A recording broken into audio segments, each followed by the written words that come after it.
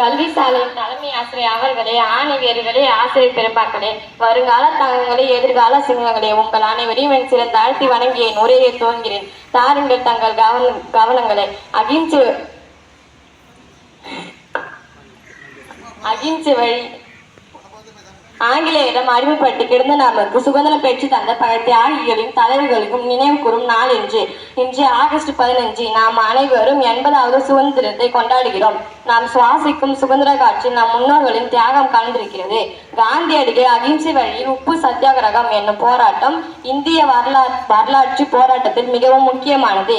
நேதாஜி சுபாஷ் சந்திர போஸ் ஆயுத வழியில் தன் போராட்டத்தை முன்னெடுத்தார். வீரமங்கை வேலுநாச்சியார், வீரபாண்டிய கட்டபொம்மன், ராஜாஜி போன்ற தலைவர்களும் சுதந்திரத்துக்காக பாடுபட்டனர். போராட்டத்தின் விளைவாக 1947ஆம் ஆண்டு ஆகஸ்ட் 15ஆம் நாள் நம் நாடு சுதந்திரம் அடைந்தது. டெல்லி செங்கோட்டையில் முதல் தேசிய கொடி ஏற்றினர். அன்று முதல் இன்று வரை சுதந்திர தினம் இந்திய தேசிய விழாவாக கொண்டாடப்படுகிறது. இந்நாளில் முப்படைகளின் அணிவகுப்பு நடைபெறுகிறது.